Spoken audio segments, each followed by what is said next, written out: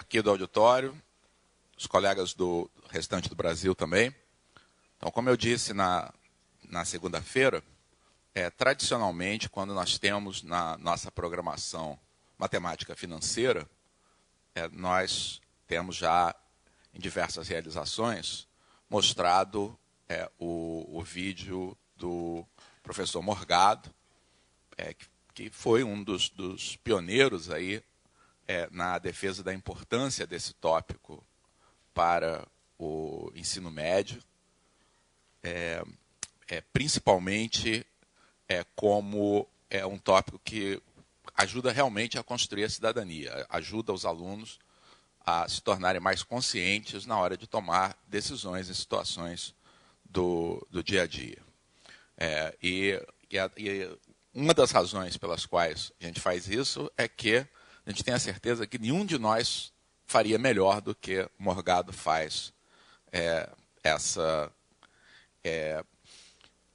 passagem de conhecimentos, mas mais do que isso, né? Esse trabalho aí de convencimento sobre a importância desse tópico. Ele, como vocês vão ver, ele fala sobre isso com uma paixão assim, que é bem própria aí do Morgado, para quem teve aí a felicidade de conhecê-lo e de conviver com ele.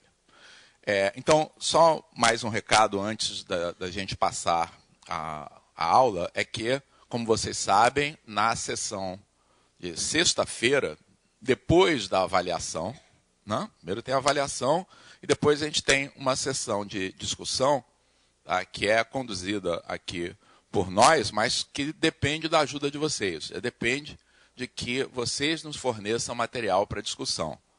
Tá? Então, eu peço que de todos os polos participantes, tá, comecem a vir questões, perguntas, tá, a respeito de tópicos que foram discutidos aqui, ou, mais geralmente, a respeito do ensino de matemática para o ensino médio, tá, dirigido a um de nós, ou dirigido coletivamente aqui aos professores, para serem discutidos na sexta-feira. Tá? Então, isso pode ser enviado por e-mail para a Maria, para a coordenação do programa. E o pessoal aqui do Rio já pode começar também a fazer,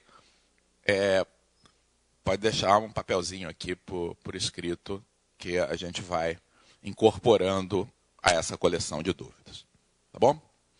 Muito bem, então passemos ao professor Morgado. Espero que vocês aproveitem.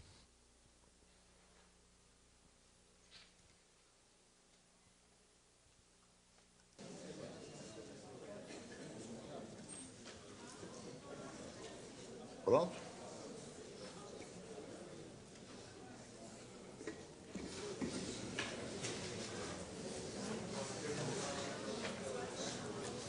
Bom dia. A aula de hoje é sobre matemática financeira. Matemática financeira é um assunto que, inexplicavelmente, não costuma ser ensinado no ensino médio. Então, a gente chega no Brasil a essa situação absurda de um aluno com 11 anos de matemática, 8 no fundamental e 3 no médio. O aluno tem 11 anos de matemática, e ao final do ensino médio ele entra para a universidade e ele não é capaz de decidir racionalmente entre uma compra à vista com desconto e uma compra a prazo.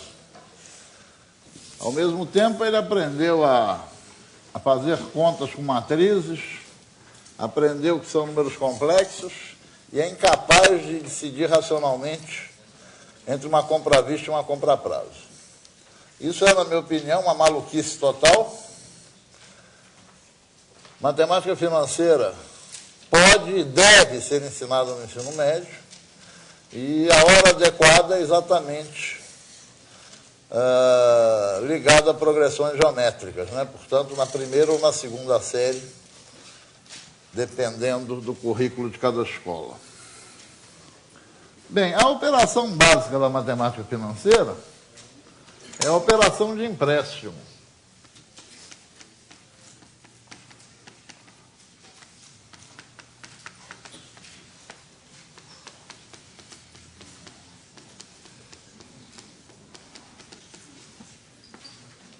alguém que tem um certo capital, digamos, R$ 200, empresta esse capital a alguém por um certo prazo, digamos 2 meses.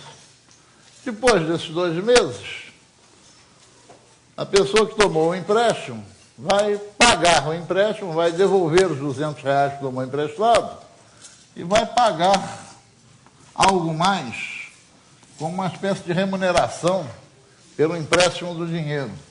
Vai pagar, digamos, R$ 240. A quantia emprestada, R$ 200, a gente chama de principal. A quantia paga, a gente chama de montante. Também podemos chamar o principal de capital inicial, que é o valor inicial da dívida, e chamar o montante de valor do capital final, né? Que é o valor da dívida ao final do período de empréstimo. A diferença entre os dois, montante menos principal, é o que a gente chama de juro.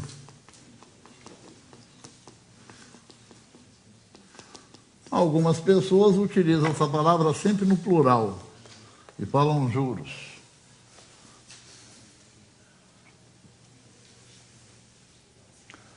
No nosso exemplozinho, os juros aqui são de 240 menos R$ 240. O que a gente chama de taxa de juro,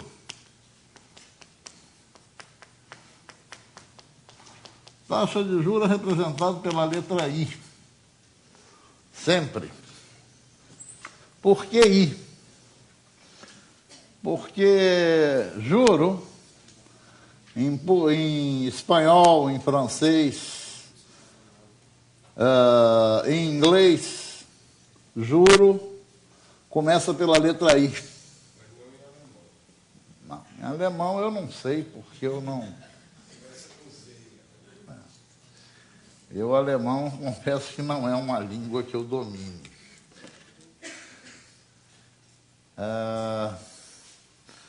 Né? Em espanhol, juro é interesse. Em francês é intérêt.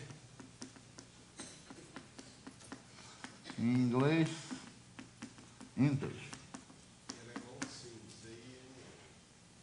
ZI? NN. Zin? Horrível, parece nome de adoçante. Horrível, horrível. É um bonito nome para adoçante. Cuidado, então, para não traduzir Interesting Bank por banco interessante, né? Simplesmente um banco comercial, não? Não? Ou traduzir direto interesse por interesse, né? É juro, não?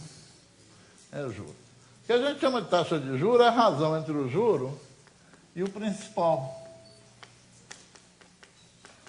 No caso aqui do nosso exemplo, a nossa taxa de juro é 40 sobre 200. 0,20, 20 centésimos, 20%.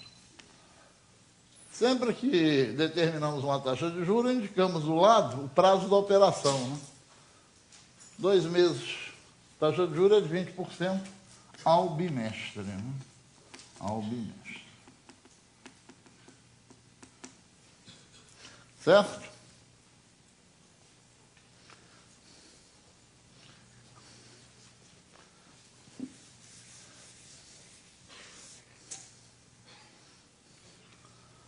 As coisas são mais interessantes quando as operações de empréstimo são renovadas.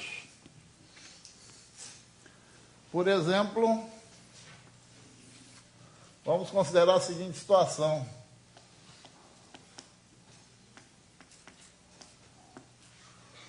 De um empréstimo de R$ 100, a juros de 10% ao mês,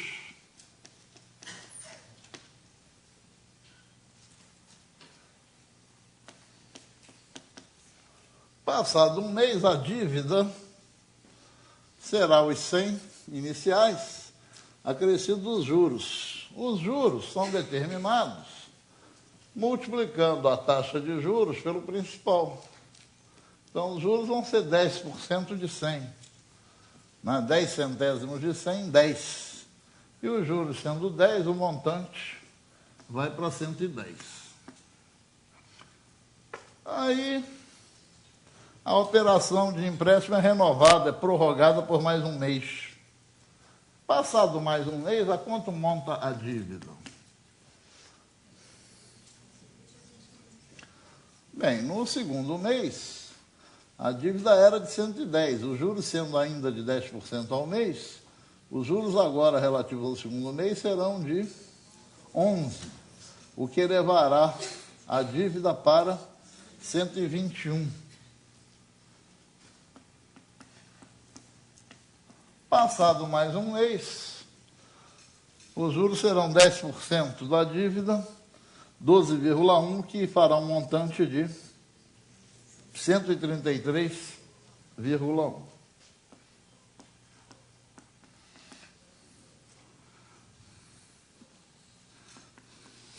Esses juros assim calculados são chamados de compostos. O que caracteriza os juros compostos é o fato de, em cada período, os juros serem determinados aplicando-se a taxa ao montante do início do período, certo?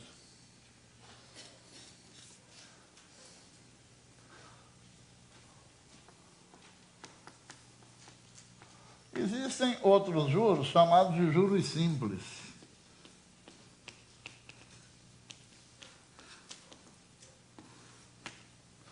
Como eu sou a favor de colocar as coisas no contexto devido em que elas aparecem na vida real, eu sempre que eu apresento a ideia de juros simples, eu apresento da seguinte maneira: havia um reino encantado, onde havia um velho cheio da grana e um príncipe, muito elegante, muito bonito e duro. E aí o príncipe foi para o velho e pediu um empréstimo ao velho, pediu um empréstimo de R$100. E combinaram juros de 10% ao mês. Passado um mês, o príncipe foi lá e o velho disse: muito bem, veio me pagar os quanto que o senhor me deve? 110. E o príncipe diz: não posso pagar os 110 porque não tenho dinheiro. Nesse exato momento, quando o velho vai ter um ataque, surge uma fada encantada e a fada joga um pouco de pó de pirlim-pim-pim no velho. E aí o velho vira para o príncipe e diz: não, tudo bem, seu príncipe, nós prorrogamos o empréstimo por mais um mês. Mesmas condições, juros de 10%. Mas como eu estou me sentindo muito bondoso, eu não vou lhe cobrar os juros de 10% sobre os 110 que o senhor me deve agora. Vou cobrar os juros só sobre os 100 que o senhor me devia no mês passado. O príncipe acha ótimo, não?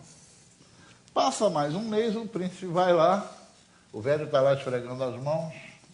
Então, vem me pagar os quantos que ele devia mesmo, hein? 120. Vem me pagar os 120 que me devia? Aí o príncipe diz: não vim porque eu não tenho dinheiro. Aí, quando o velho vai dar um ataque, surge a fada encantada e a fada joga pó de pirlim-pim-pim no velho. A nossa fada trabalha com doses crescentes de pó de pirlim-pim-pim. Ela bota uma dose dupla de pó de pirlim-pim-pim no velho. Porque se ela pusesse uma dose simples, o que o velho provavelmente proporia? Que os juros corressem não sobre os 120 devidos atualmente, e sim sobre os 110 passados. Mas como a dose é dupla, o velho propõe que os juros corram só sobre os 100 iniciais. O príncipe acha ótimo. Quando ele chega, o príncipe volta daqui a um mês, qual é a dívida do príncipe? 130. Mas aí o príncipe havia ganho uma loteria, paga o velho e assim foram felizes para sempre. certo? O contexto adequado aos juros simples é exatamente esse, conto de fada. Na vida real, isso não existe. Por que, se você está me devendo 120, eu vou lhe cobrar juros sobre 100, não sobre 120 que você me deve? Uma coisa lastimável que se faz no ensino no Brasil é que no ensino fundamental, no meu tempo era no terceiro ginásio, que corresponderia hoje à 7ª série. Hoje nem sei mais. Acho que é na 6ª hoje em dia. Ainda é na 7ª? Hã? É na 6ª, pois é. Eu sei que hoje em dia é na 6ª. Quer dizer, sabia, mas não tinha muita certeza não. Mas, ensina-se juros simples. Isso é extremamente nocivo. Isso é extremamente nocivo porque, primeiro, isso realmente não serve para nada. E segundo, isso além de não servir para nada, isso cria no aluno a falsa ilusão de que ele aprendeu a fazer esses cálculos financeiros. E ele se torna vítima fácil, né, para espertalhões, né, para pessoas que praticam a fina arte de afastar os tolos do seu dinheiro. Né? A ensinar apenas juros simples, é melhor não ensinar. Assim, pelo menos, você não cria no aluno a falsa impressão de que ele entende daquilo. Não? É melhor não saber do que saber errado. Não? Quem não sabe tem consciência que não sabe, sempre pode procurar um especialista. Não? Agora, quem pensa que sabe, aí não tem jeito. Não? Certo? Feito certos autores de livros didáticos, né, que pensam que sabem, aí não tem jeito. Não? Bom, desnecessário é perguntar se em algum problema de vida real os juros são compostos ou simples. Os juros são compostos, certo?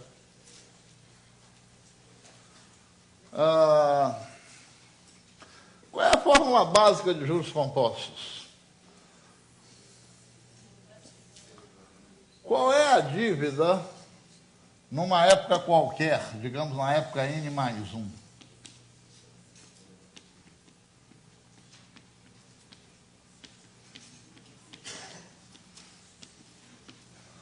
É a dívida na época anterior, N, mais os juros. E os juros são obtidos aplicando-se a taxa à dívida na época anterior. Isso mostra que cada valor da dívida é o valor anterior multiplicado por 1 mais I. Ou seja, esses valores da dívida aqui, época a época, formam uma progressão geométrica. Sabem que PG é uma coisa muito carioca? Em São Paulo, por exemplo, não é costume essa abreviatura PG, PA.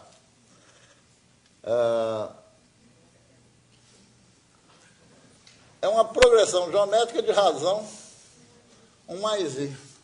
Portanto, a fórmula básica, ou seja, uma progressão geométrica, não? Progressão geométrica, você acha cada termo multiplicando o anterior pela razão, certo?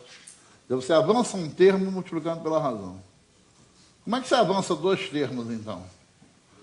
Multiplicando pela razão 2 vezes. Como é que você avança 3 termos? Multiplicando pela razão 3 vezes. Como é que a partir do C0 você obtém o CN? Aí você tem que avançar N termos, né? Então multiplica pela razão N vezes. Então esta é a fórmula básica da matemática financeira. O valor da dívida na época N é o valor inicial da dívida multiplicado por 1 mais I elevado a I.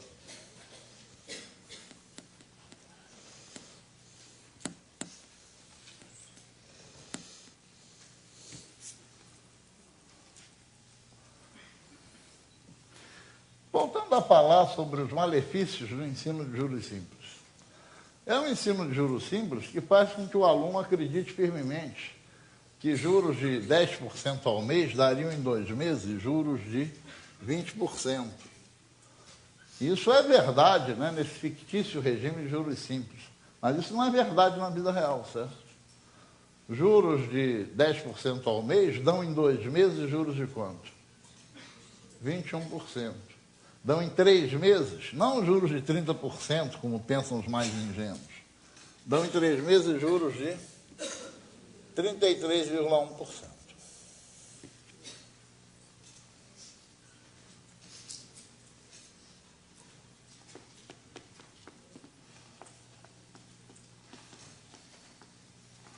Qual é o montante produzido por um principal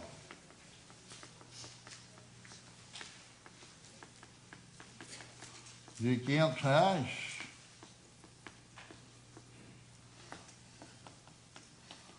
a juros de 2% ao mês em um ano?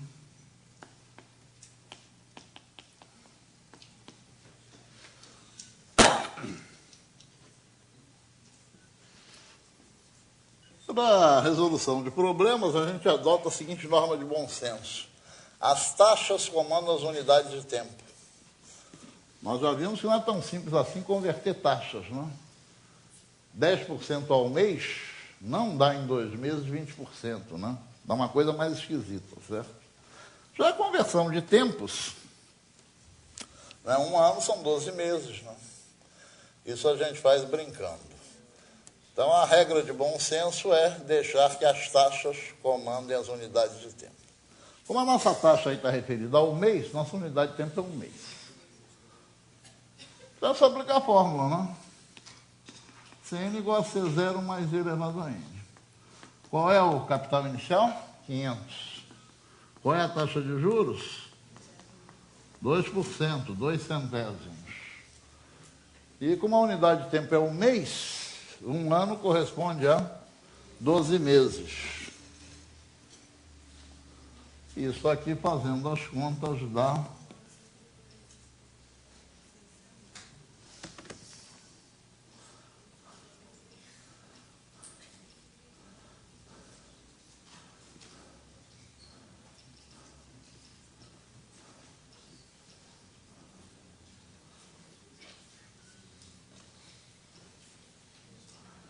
634,12.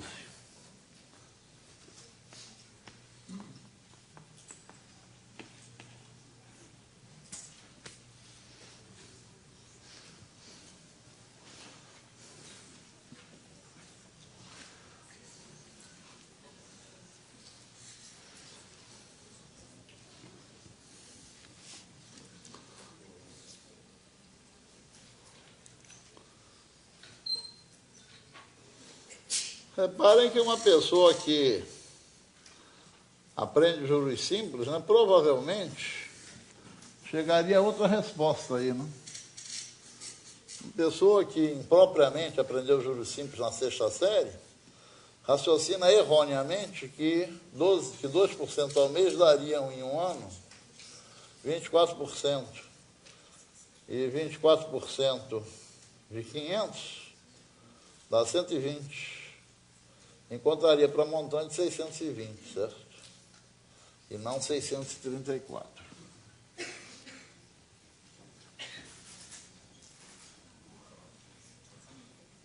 Eu nem gosto muito de começar por esse problema. Eu não vejo muito jeito de evitá-lo, mas eu não gosto muito de começar por esse problema, porque pode criar no aluno a falsa impressão, a falsa expectativa, que a gente aprende matemática financeira para ficar fazendo esses cálculos bancários aí, certo?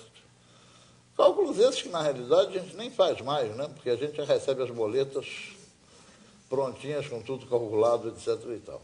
Na realidade, a finalidade da gente estudar matemática financeira é para tomada de decisão, certo? Para a gente poder decidir entre alternativas, tanto de financiamento quanto de investimento, certo? Mas que eu tenho horror a esse problema que eu acabo de resolver aí, porque ele esconde, né, o objeto, né, do estudo da matemática financeira. Só que para a gente poder fazer problemas realmente úteis de matemática financeira, é preciso que a gente entenda certas coisas. Eu sempre, quando eu vou começar a matemática financeira mesmo, eu sempre escolho um aluno e digo que eu estou querendo dar um presente a ele. E peço que ele escolha se ele prefere receber R$10 ou R$50. Inapelavelmente, o que os alunos escolhem? R$50. E aí eu digo para a vítima, tudo bem, está combinado. Eu acho que você decidiu mal.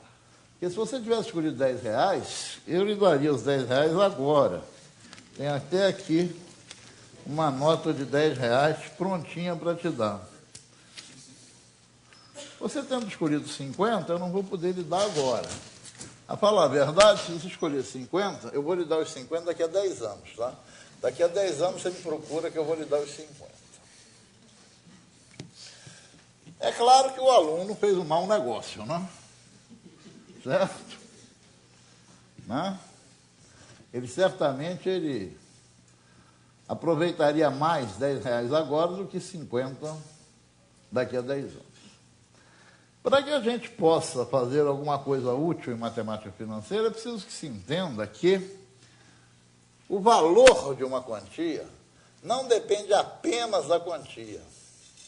Depende também da época a qual a quantia está referida. Na mesma data, não há dúvida que é melhor receber 50 do que receber 10. É melhor pagar 10 do que pagar 50. Mas em datas diferentes, isso não é tão óbvio assim, certo? Que é melhor? R$10 agora ou 15 daqui a 3 meses? Já não é tão óbvio, certo? De modo que eu sempre digo também aos meus alunos que matemática financeira, encarada como deve ser encarada a matemática financeira, ou seja, tomada de decisão, matemática financeira é uma matéria extremamente simples, porque no fundo só há um problema de matemática financeira. O único problema de matemática financeira que existe é deslocar quantias no tempo. Porque se você tem as quantias todas com seus valores referidos à mesma data, a tomada de decisão é óbvia. Na mesma data é melhor pagar 10 ou pagar 50? Pagar 10. É melhor receber 10 ou receber 50? Receber 50. Então, apenas um único problema de matemática financeira no mundo, que é deslocar quantias no tempo. Qual é a fórmula que desloca quantias no tempo? É exatamente esta que aqui está. O que esta fórmula diz é que o que hoje vale ser zero, valerá daqui a n períodos de tempo Cn, ou seja, C0 que multiplica 1 mais e elevado a n. Ou seja, como é que você leva um valor do presente para o futuro? Você leva um valor do presente para o futuro multiplicando o valor por 1 mais e elevado a n. O que hoje vale C0 valerá daqui a n períodos de tempo C0 que multiplica 1 mais e elevado a n. Você leva um valor para o futuro multiplicando por 1 mais e elevado a n. Se você leva para o futuro multiplicando por 1 mais e elevado a n, como é que você traz o valor do futuro para o presente? Dividindo por 1 mais e elevado a n. Aqui está, então, a essência da matemática financeira. Leva-se um valor para o futuro multiplicando-o por 1 mais e elevado a n. Traz-se do futuro para o presente, dividindo-o por 1 mais e elevado a n. Agora, nós podemos fazer um problema de matemática financeira.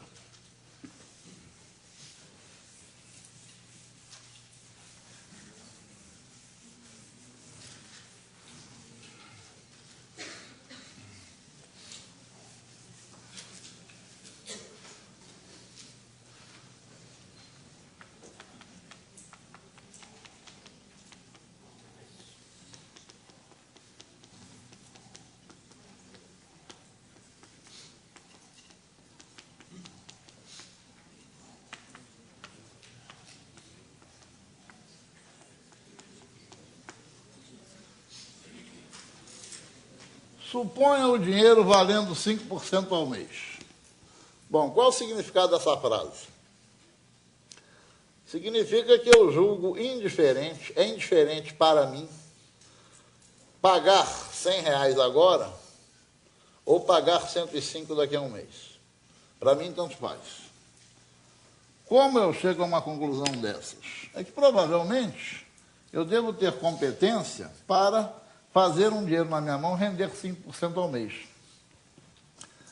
Então, se eu tenho R$100 na minha mão, eu consigo transformar esses R$100 em 105 daqui a um mês. Logo, para mim é completamente indiferente, tendo que efetuar um pagamento, pagar 100 agora ou guardar esse dinheiro por um mês, transformá-lo em 105 e pagar 105 daqui a um mês.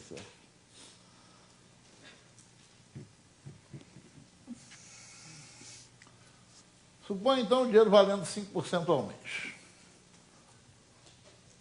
Qual é a melhor alternativa?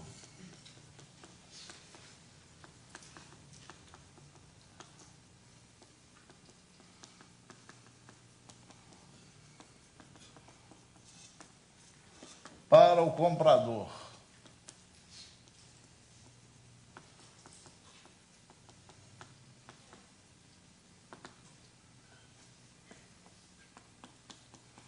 À vista,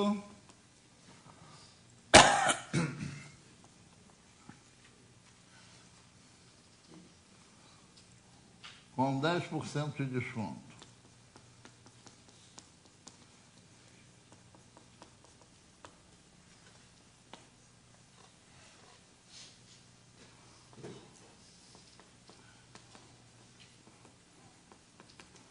Pagamento um mês após a compra.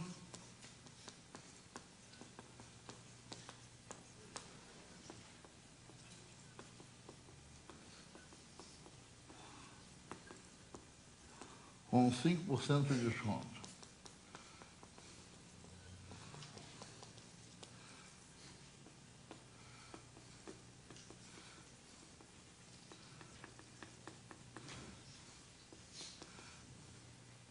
Pagamento em 3 vezes.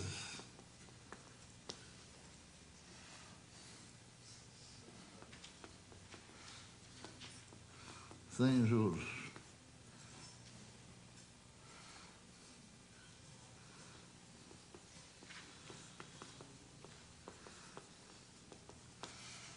Pagamento em 3 vezes sem juros, sendo o primeiro pagamento no ato da compra, o segundo 30 dias após a compra e o terceiro 60 dias após a compra. Interessante é que situações dessas são extremamente comuns na vida real e as pessoas decidem isso de modo inteiramente emocional. Emocional. Não decidem de modo racional. Aliás, a minha experiência diz até que o processo de decisão é uma coisa muito ligada ao sexo. Homens e mulheres costumam tomar decisões emocionais opostas. As mulheres, em geral, não resistem a um pagamento em parcelas, porque é uma oportunidade de voltar à loja, ver as novidades.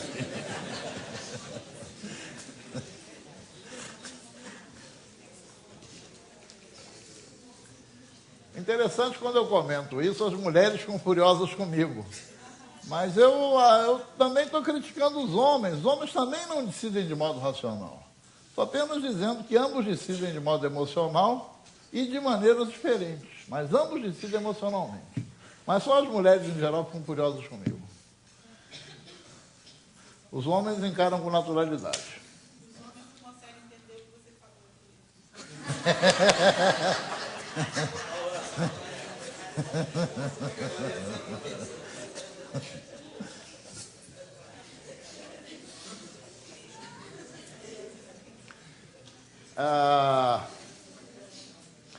Eu sempre exijo dos meus alunos que façam um desenho. Vou desenhar aqui as 3 alternativas de pagamento.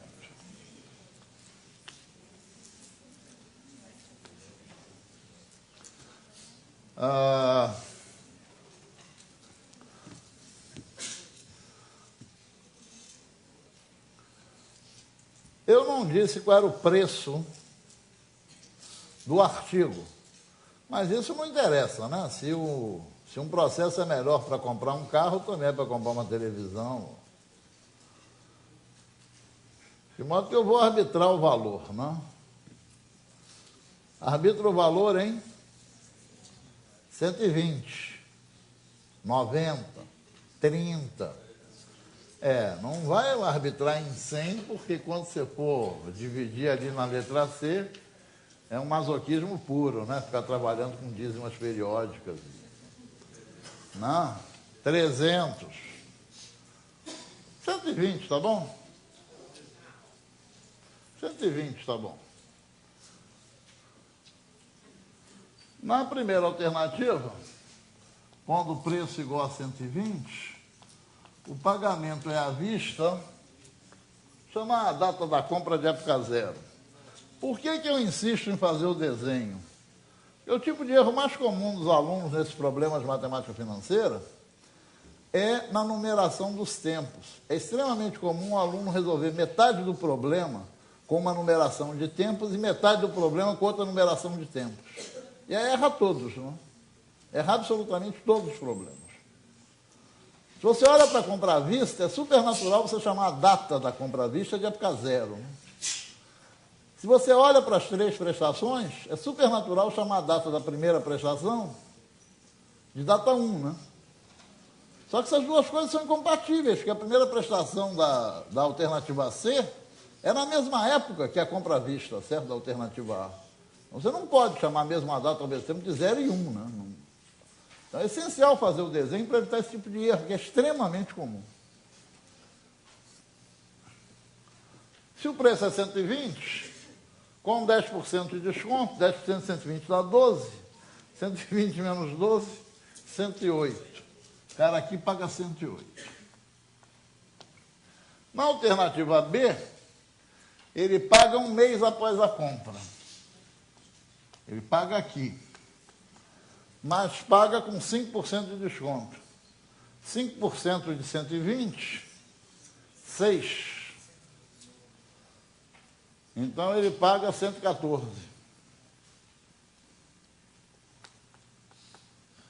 Na alternativa C, ele paga na época 0, na época 1, né? Minha unidade de tempo aqui, evidentemente, é um mês, e na época 2. É sem juros, né? E sem desconto, né?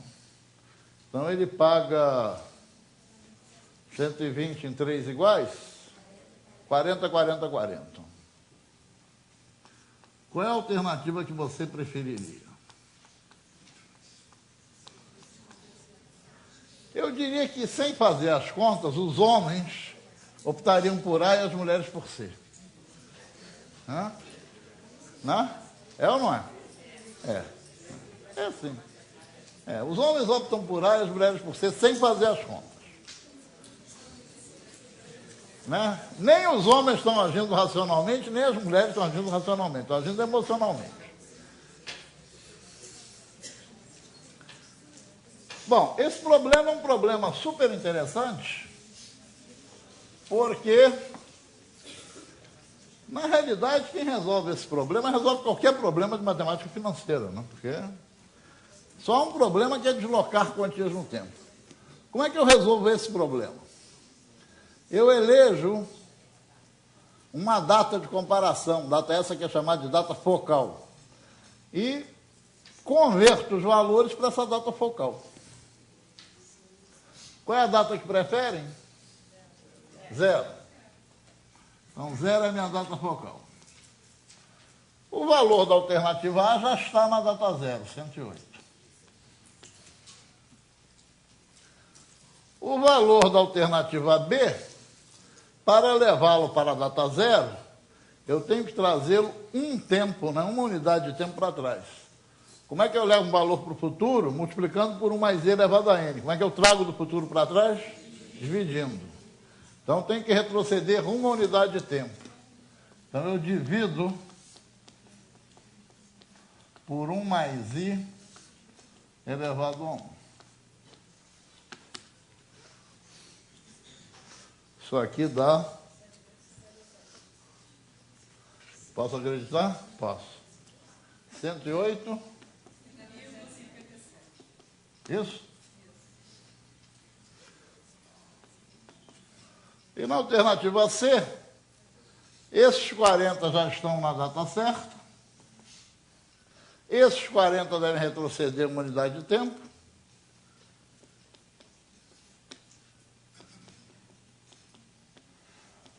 E estes 40 devem retroceder 2 unidades de tempo.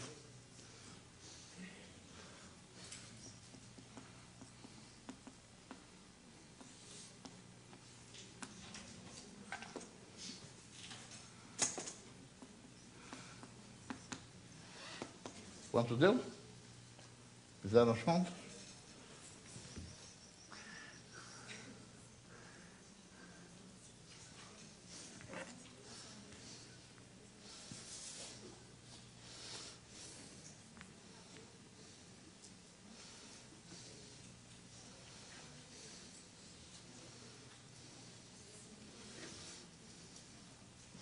Cento e 114,38.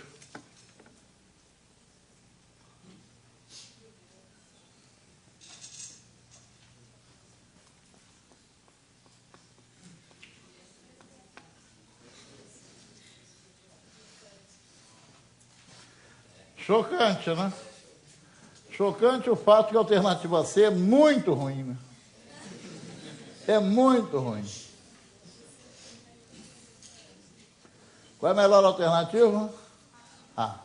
A é a melhor. Que prova que os homens são sortudos, não é? Os homens têm sorte. Decidem irracionalmente e acertam. Fala.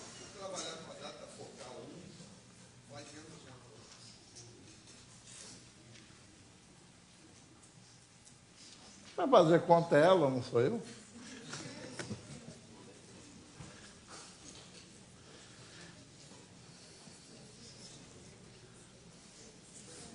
Não, se eu estou com calculadora para resolver esses problemas, porque senão como é que eu vou calcular essas potências? Se eu estou com calculadora, a data focal é completamente diferente. Se a gente está no braço, aí é melhor levar as coisas para o futuro, porque afinal de contas é mais fácil multiplicar do que dividir, né? Se eu estou na mão, sem calculadora, eu até levaria tudo para a data 2, né? Porque afinal de contas é menos penoso multiplicar por 1,05 do que dividir por 1,05. Um truque que a gente usa em aula com alunos que não têm calculadora é usar sempre taxa de 25%. Né? Porque aí 1 mais I dá 1,25. E aí 1 sobre 1 mais I dá 0,8. Então, 1 sobre 1 mais I ao quadrado dá 0,8 ao quadrado, dá 0,64. Isso dá para fazer de cabeça. Né? Se alunos estão sem calculadora, a gente não quer sacrificá-los, a gente usa sempre taxa de 25%. Sim, mas... Também acho, mas há concursos em que se proíbe o uso de calculadora.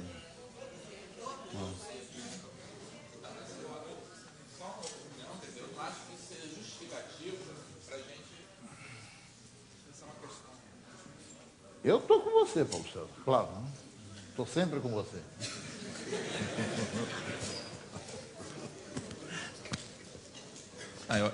A respeito da calculadora... Dizem que o maior orgulho que pode ter um professor é ver seus ex-alunos, né? O maior orgulho que eu tenho na vida é que Paulo César foi meu aluno. Verdade. Mas... E o Wagner também.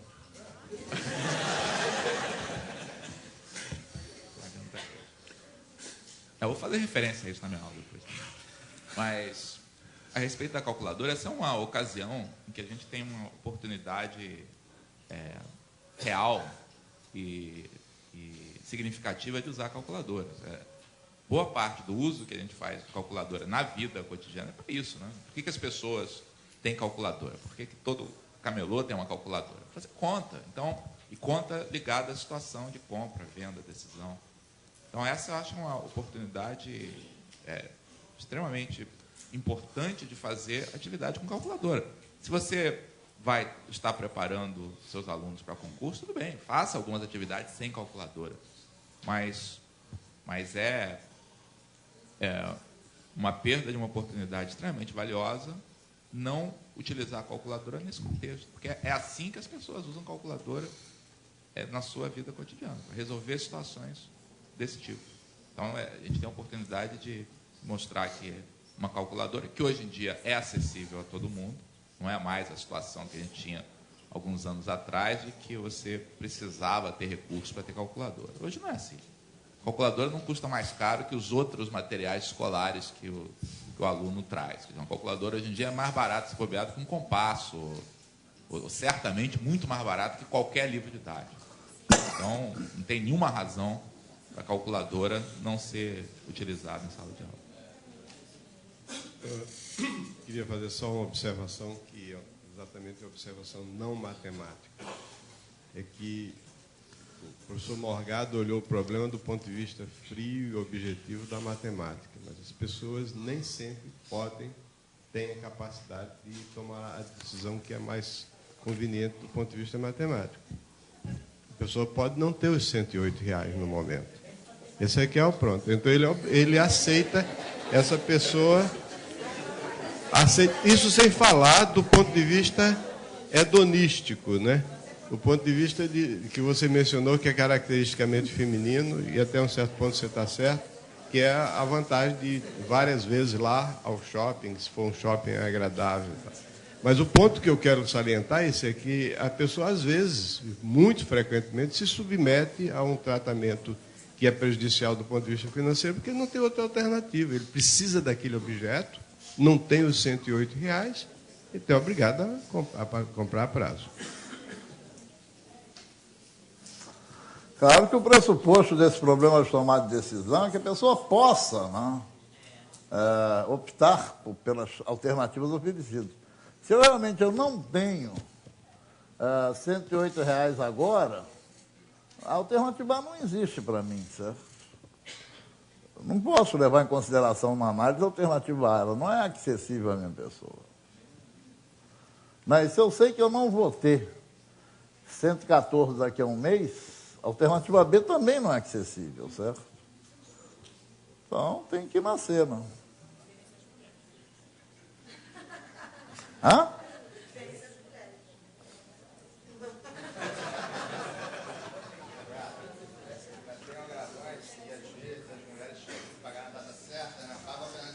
É.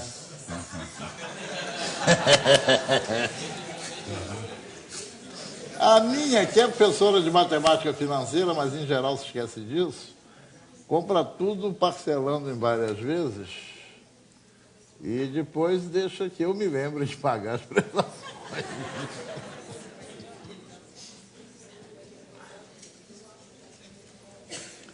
Bom, eu acho esse problema daqui um problema fantástico, no sentido que toda a matemática financeira está aí, certo? Absolutamente toda.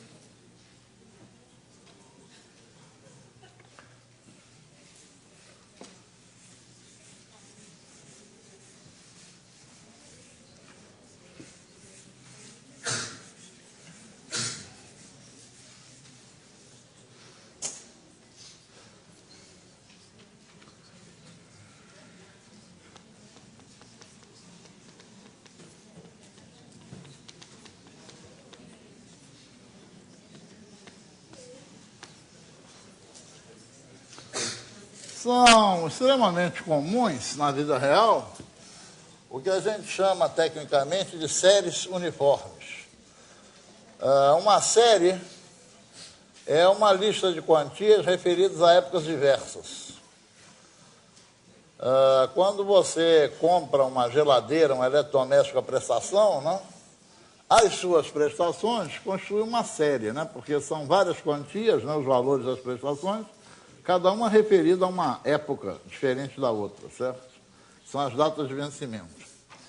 Séries uniformes são aquelas em que as quantias que são popularmente chamados de pagamentos, ou eventualmente prestações, mas o nome técnico mesmo é pagamento, as quantias são todas iguais. E o intervalo de tempo entre quantias sucessivas também é fixo, certo? No caso que você compra uma geladeira aí numa loja, não, no Ponto Frio, que já patrocinou a Olimpíada Carioca de Matemática, no Ponto Frio. Então você compra no Ponto Frio bonzão, né, que já colaborou com a Olimpíada Estadual do Rio de Janeiro de Matemática. Né, e, aliás, tem um excelente site na internet, onde você pode comprar as coisas na internet. Ponto Frio, que não só tem serviços eficientes, como tem serviços relevantes prestados à matemática brasileira, patrocinando a Olimpíada Estadual do Rio de Janeiro. Tá.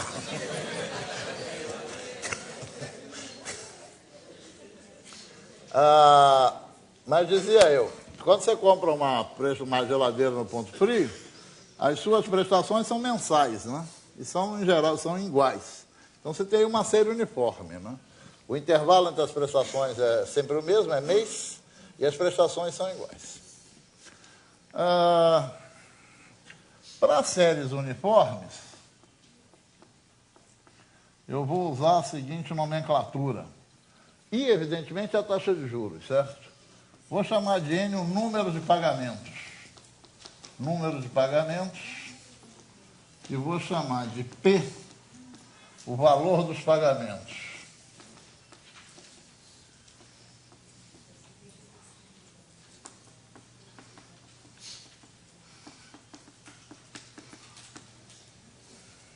Aqui são N pagamentos. É interessante a gente ter uma fórmula que nos dê o valor dessa série em alguma data, certo?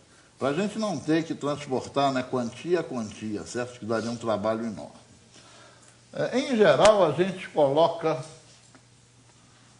trabalha com essa data aqui, que é um tempo, uma unidade de tempo,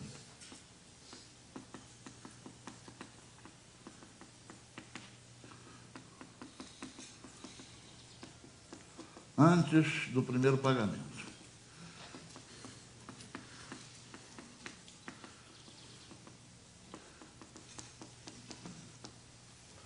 O valor da série aqui é o que a gente chama de A.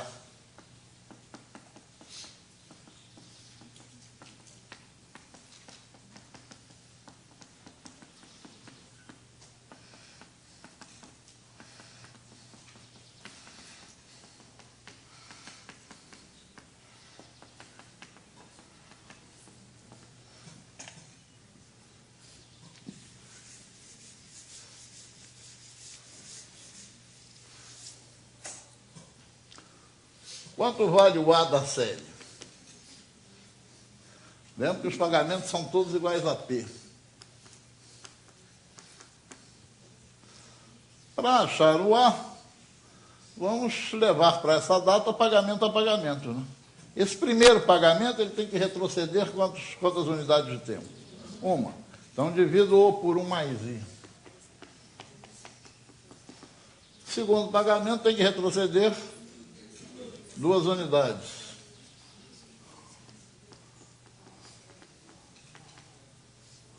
Bom, já perceberam que se forma uma progressão geométrica, né?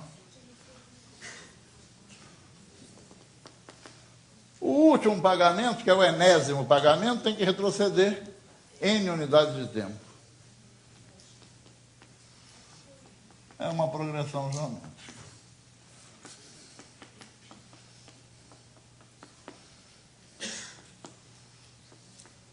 A razão é 1 sobre 1 mais I, né?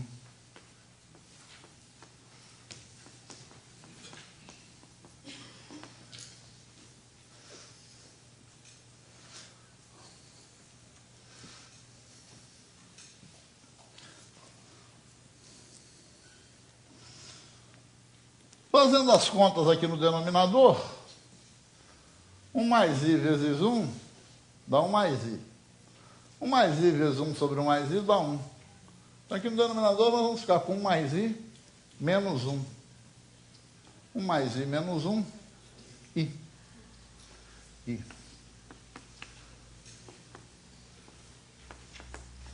E aqui vou apenas mudar a notação.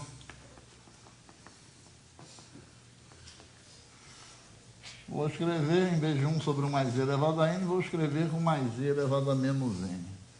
Os cálculos vão ser feitos com calculadora. Com calculadora é melhor realmente calcular 1 mais I elevado a menos N do que 1 sobre 1 mais I elevado a N, certo? Então, essa é a fórmula básica das séries uniformes. Naturalmente, alguns me perguntarão, qual é a necessidade? O que essa data que eu elegi aqui tem de especial? Por que esta data e não uma outra? Nessa data daí, a fórmula resultante final é bonitinha, né? Simplesinha, fácil de guardar. Haveria outra data bonitinha também? Haveria. A data do último pagamento da série também é uma data bonitinha. Resulta numa fórmula também simpática. Todas as outras datas resultam em fórmulas mais complicadas, mais difíceis de decorar, certo? Na realidade, o que a gente precisa é de uma fórmula que dê o valor da série em alguma época, né? Então, essa daqui funciona às mil maravilhas.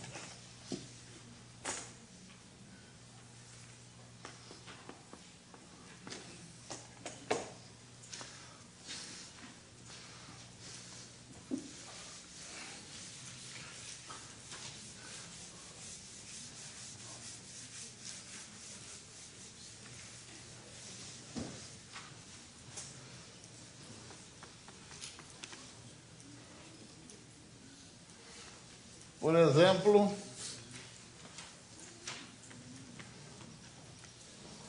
uma geladeira custa à vista R$ 900 e pode ser paga em 6 prestações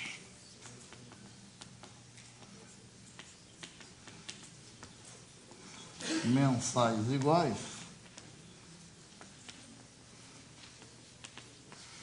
vencendo a primeira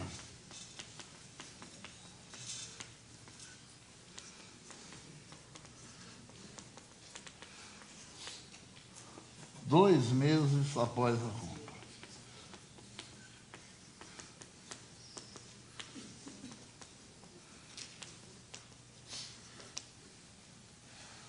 Os juros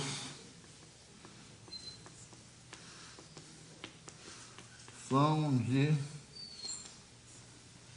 4% ao mês.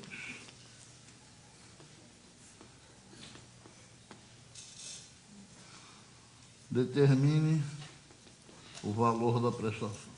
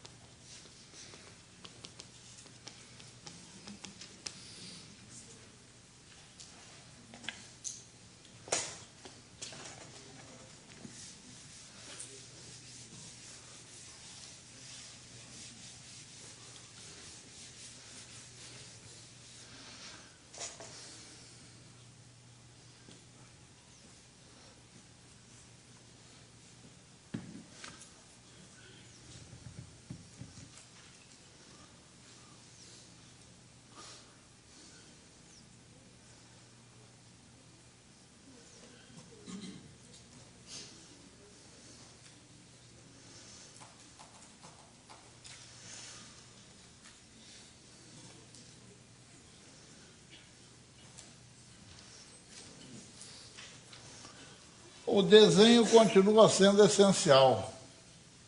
As duas formas de pagamento são à vista, 900, ou 6 prestações. Agora, cuidado, a primeira prestação aí seria paga 2 meses após a compra.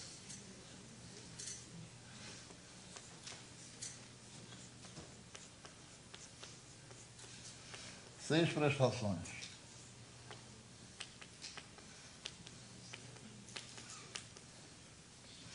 Os juros são de 4% ao mês. Quero o valor da prestação.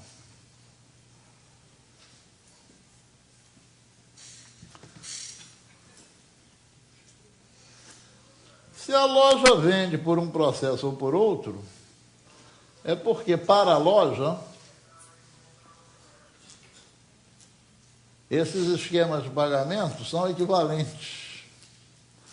Se eles são equivalentes, né, convertidos para a mesma data, eles são iguais, certo? Então vamos eleger uma data aí e converter os valores para essa data. Agora, nesses problemas de série, nós já fizemos a eleição da data boa para fazer as contas, não? Qual é a data boa quando temos um problema de série uniforme? É sempre um tempo antes do primeiro pagamento, porque nós temos uma fórmula prontinha aqui, que dá o valor da série. Ou seja, a data boa agora é a data 1.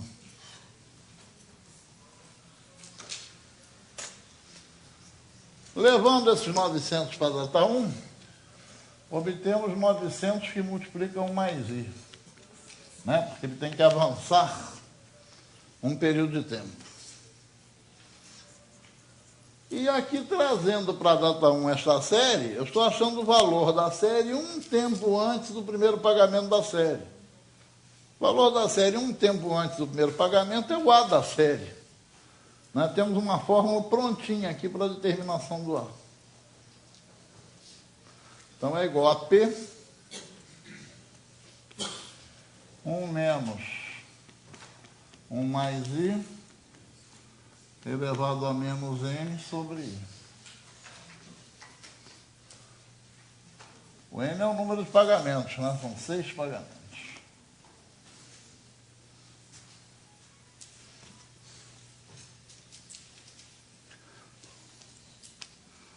Erro que os alunos cometem muito é não prestar atenção aqui o significado do N na fórmula. O N é o número de pagamentos. Isso aí, por mais que você explique, insista e repita, se eu soltar um problema desse na turma, sempre haverá alguns que vão aplicar a fórmula com N igual a 7, erradamente, né? Porque... não sei porquê, porque por mais que você diga que N é o número de pagamentos, o aluno imagina que é a data do último pagamento, sei lá por quê. Fazendo as contas, a prestação P será 900 vezes 104 vezes 004 sobre 1 menos 104 elevado a menos 6.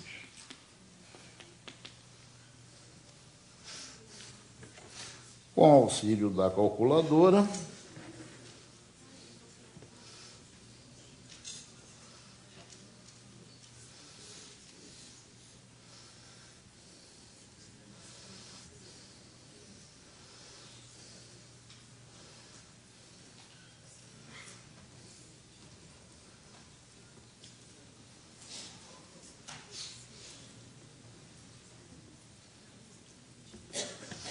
R$178,55.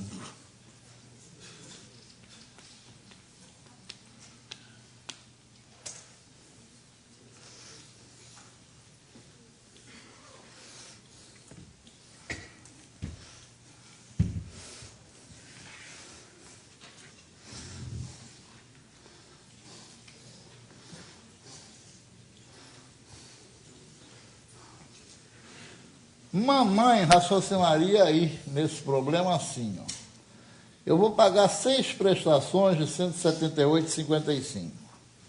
Então, eu vou pagar 6 vezes R$178,55. Eu vou pagar R$1.071. Se eu vou pagar R$1.071, não, R$1.011. Não, R$1.071, tá certo. Vou pagar R$1.071. Um preço à vista era 900, eu vou pagar 171 de juros. Como ao longo de 7 meses, 171 de juros por 7 meses dá 25 de juros ao mês. Ora, 25 em relação a uma coisa que custa 900, faz a conta aí, meu filho. Quanto é que dá 25 de 900? E dá 2,7, 2,8. Ah, o juro é de 2,8% ao mês. Bom negócio, filho. Compra a prazo. Mamãe me diria isso. Claro, na hora que eu fosse sair para efetuar a compra, ela diria também, juízo, hein? Bom, é claro que o raciocínio de mamãe está completamente perturbado, não? Mas onde é que começa o erro do raciocínio de mamãe? Repito o raciocínio de mamãe. Você vai pagar, meu filho, 6 prestações de 178,55. Você vai pagar 1.071. Com preço à vista 900, você vai pagar 171 de juros. 171 de juros ao longo desses 7 meses dá cerca de 25 por mês. 25 de juros por mês sobre um negócio que valia 900, 25 sobre 900, faz a conta aí, meu filho, 2,8%. Os juros são de 2,8%. Claro que o raciocínio de mamãe está errado, porque a gente sabe que os juros são de 4%, certo? Mas onde é que começa o erro do raciocínio de mamãe? O erro de mamãe está quando ela somou as prestações, certo? Você não pode somar quantias de épocas diferentes, porque R$100 agora tem valor diferente de R$100 daqui a um mês, daqui a 2 meses, etc. Né? Essa soma, né, não tem nenhum sentido financeiro. Né? O erro começou quando ela somou as prestações. O Brasil é um país engraçado. Nós temos um Código de Defesa do Consumidor que obriga a publicação dos anúncios do total que vai ser pago, ou seja, da soma das prestações. Ou seja, estimula-se a que o consumidor faça esses raciocínios errôneos, né? Obrigando a publicação do valor da soma das prestações. O Brasil realmente é um país muito estranho. Não? Certo?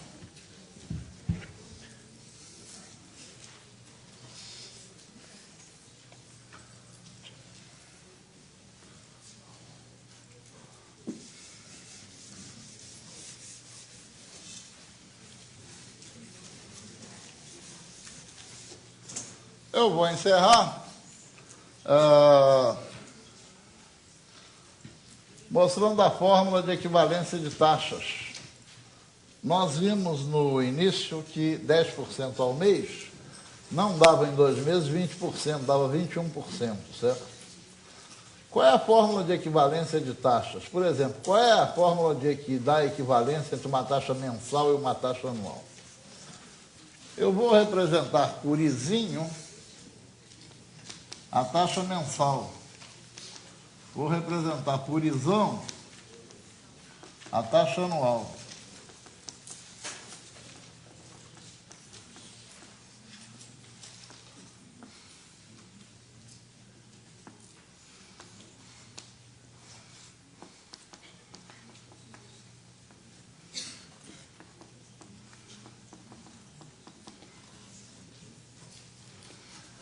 E vamos calcular o montante gerado em 12 meses por um principal igual a A. Se eu utilizar a taxa anual, eu tenho que avançar quantos anos? 1. Então, multiplico por 1 mais I elevado a 1. Se eu trabalhar com a taxa mensal, eu tenho que avançar quantos meses? 12. Então, multiplico por 1 mais I elevado a 12. O A simplifica e a gente obtém que 1 mais Izão é igual a 1 mais Izinho elevado a 12. Essa é a fórmula que relaciona a taxa anual com taxa mensal. De modo geral, a fórmula de equivalência de taxas diz que 1 mais Izão é igual a 1 mais Izinho elevado a N. Não? O N aí é a razão entre os períodos de tempo, certo? No caso de ano para mês, 12. Se fosse, por exemplo, trimestre para mês, o N seria 3. Certo? Alguma pergunta do Rio de Janeiro ou de fora?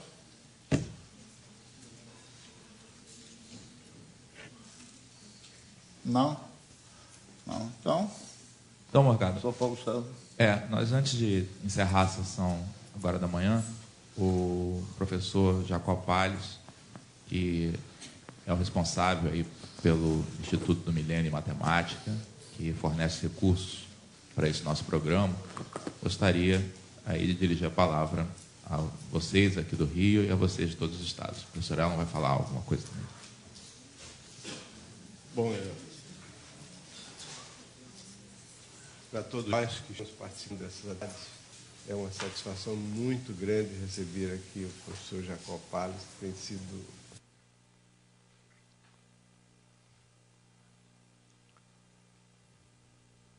Muito bem, gente. Espero que vocês tenham aproveitado. Tá? Para nós, a gente sempre aprende alguma coisa a mais aí quando assiste a aula do Morgado. Espero que essa seja a experiência de vocês também. Bom? Então, continuamos hoje à tarde com a sessão de exercícios.